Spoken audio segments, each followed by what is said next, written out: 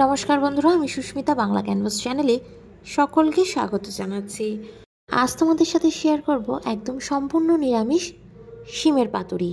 কিন্তু আজকের শিমের পাতুরিটা আমি একটু অন্যরকম করে দেখাবো, যেটা তোমাদের খুব ভালো লাগবে আর ভীষণই কম সময় হয়ে যায়।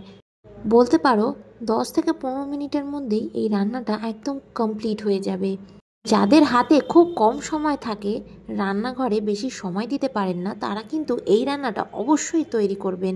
শিমের পাতুরি কিন্তু ভীষণই একটা নামকরা পুরনো দিনের রান্না, যেটা আপনারা প্রায়শই বাড়িতে তৈরি করে থাকেন। এটা কিন্তু কোনো নতুন রান্না নয়, অনেকের বাড়িতেই শীতকালে এটা তৈরি হয়ে থাকে। তো কিভাবে আমি এটা রান্না করছি সেটা আপনাদের সাথে শেয়ার করছি। প্রথমেই এখানে গ্রাইন্ডিং জারে আমি 2 রকম সর্ষে 3 টেবিল চামচ করে নিয়েছি এখানে 3 টেবিল চামচ কালো সর্ষে আর হলুদ সর্ষে একদম শুকনো করে গ্রাইন্ড করে নিয়েছি। পাউডার হয়ে গেছে, আপনারা দেখতেই পাচ্ছেন।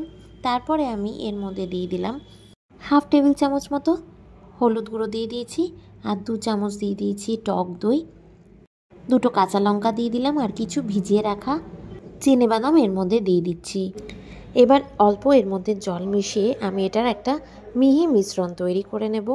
আর নিয়ে নিয়েছি কিছু শিমগুলোকে আমি খুব ভালো করে ধুয়ে পরিষ্কার করে ওর আঁশটা বার করে মাঝখান থেকে দুভাগ করে নিয়েছি। শিম কাটা কিন্তু ভীষণই সোজা, খালি দুধারটা কেটে দিলে একটা আঁশ বের করে নিলেই মাঝখান থেকে কেটে দিলে শিম কাটা হয়ে যায়।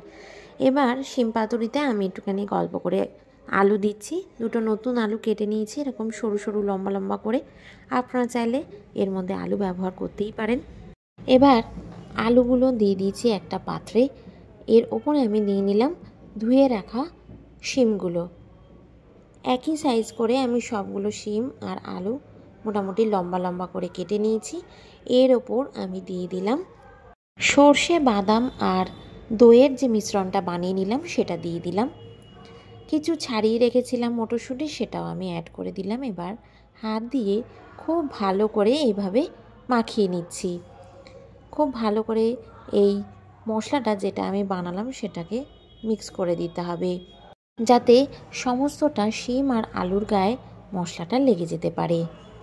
কড়াইতে এদিকে আমি গ্যাসে অলরেডি বসিয়ে দিয়েছি, কিছুক্ষণ হিট করে নিয়ে এবার এর মধ্যে এই মিশিয়ে নেওয়া শিম আর আলুটা দিয়ে দিলাম। এই রান্নায় কিন্তু এক্সট্রা আমি কোনো তেল রান্নার সময় ব্যবহার করিনি, ডাইরেক্টলি কড়াইতে আমি এটা দিয়ে দিলাম। আর এর মধ্যে দিয়ে দিলাম অল্প মিক্সি ধোয়া জল। মিক্সিতে অনেকটাই সর্ষে বাটা লেগেছিল, তাই ওইটাই ভালো করে ধুয়ে অল্প জল দিয়ে ভালো করে হাত দিয়ে মিশিয়ে এটাকে এবার ঢাকা দিয়ে রান্না করে নেব। সর্ষে, বাদাম আর দইয়ের পেস্টটা দিয়ে ভালো করে সমস্তটা মিশিয়ে নিয়ে ঢাকা দিয়ে রান্না করে নেব। ফ্লেমটা থাকবে একদম লো টু মিডিয়ামে। আর দিয়ে দিচ্ছি অল্প স্বাদ মতো নুনটা দিয়ে ভালো করে এইভাবে নাড়িয়ে চাড়িয়ে মিক্স করে নিয়ে রান্না করব ঢাকা দিয়ে, যতক্ষণ না সব কিছু একদম সেদ্ধ হয়ে যায়। রান্নাটা কিন্তু একদমই হাই ফ্লেমে করবেন না। এই রান্নায় এক্সট্রা জল বেশি দেওয়ার প্রয়োজন পড়ে না, কারণ ঢাকা দিয়ে রান্নাটা হয়, শিম থেকে অনেকটা জল বেরোয়, তাই জন্য লো টু মিডিয়াম ফ্লেমেই রান্নাটা করবেন। এখানে আমি একটা ফোড়ন তৈরি করে নিচ্ছি। একটা তরকা বাটিতে দিয়ে দিয়েছি কিছুটা পরিমাণে সর্ষের তেল গরম হতে এখানে একটা বড় কাঁচা লঙ্কা সেটাকে ফাটিয়ে দিয়ে দিয়েছি, আর দিয়ে দিলাম অল্প হাফ চামচ মতো কালো জিরে দিয়ে এটাকে ভালো করে আমি ফোড়নটাকে ভেজে নিলাম। 10 থেকে 20 সেকেন্ডের মধ্যে ফোড়নটা হয়ে গেছে ভাজা, একটা খুব সুন্দর কাঁচা লঙ্কার গন্ধ বেরোচ্ছে। ঢাকা দিয়ে 3 থেকে 4 মিনিট এটাকে রান্না করে নিয়েছি। দেখুন শিম থেকে কতটা পরিমাণে জল বেরিয়েছে। যে কোনো সবজিতেই আপনি যদি জলটা কম দিয়ে রান্না করেন, ঢাকা দিয়ে রান্না করেন, তাহলে সবজির জল বেরিয়েই সবটা সিদ্ধ হয় আর টেস্টটাও কিন্তু মারাত্মক হয়। এখন দেখছি আলু আর শিম একদমই নরম হয়ে গেছে, তার জন্য আমি ফোড়নটা অ্যাড করে দিলাম। ফোড়নটা অ্যাড করে ভালো করে মিক্স করে নিয়ে পরিমাণ মতো চিনি দিয়ে দিলাম। আবারও একবার খুব ভালো করে মিশিয়ে নিচ্ছি। এবার রান্নাটা তো হয়েই গেছে, গ্যাসের ফ্লেমটা বন্ধ করে দিচ্ছি, কারণ সব কিছুই সুসেদ্ধ হয়ে গেছে। আলুও একদম নরম আর শিমটাও একদম ভেঙে যাচ্ছে। দিয়ে দিচ্ছি এবার ওপর থেকে কিছু ধনেপাতা। অল্প কুচিয়ে রাখা ধনেপাতা দিলে এর গন্ধটা কিন্তু দারুণ আসে। এবার সমস্তটা মিক্স করে নেব। পরিমাণ মতো চিনি দিয়েছি যাতে এটা একটুখানি মিষ্টি মিষ্টি হয়। আর যেহেতু নিরামিষ রান্না, মিষ্টি মিষ্টি একটু হলে বেশ ভালোই লাগে।